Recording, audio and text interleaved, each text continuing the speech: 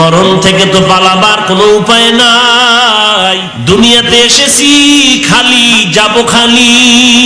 তিনটা পাতলা কাপড়ের প্যাকেট বানায় কবরে যখন নেওয়া হবে, এরে যুবক ডানে বামে দেখবি মা কান্না করে, বাবা কান্না করে, আমার সন্তান নাই।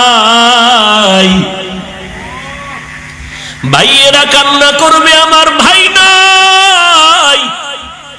বোনেরা কান্না করবে, আমার বোন নাই।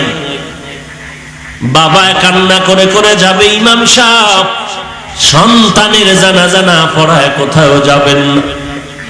কেউ যাবে বাঁশ বাগানে বাঁশ কাটার জন্য, কেউ যাবে তোমার আমার জন্য কবর খনন করতে, আবার কেউ বাড়ির পাশে গরম পানি করবে চিরবিদায়ের গোসল দিতে। মসজিদের খাটিয়াটা ঘরে কিনারায় যখন হাজির হয়ে যাবে, যখন তোমাকে আমাকে চিরবিদায়ের গোসলটা দিয়া সাদা কাপড়ের প্যাকেটের মধ্যে ঢুকায় দিই, ইমাম সাহেব জানাজা পড়াইয়া খাটটা যখন কাঁধে নিয়ে বাঁশবাগানে রওয়ানা,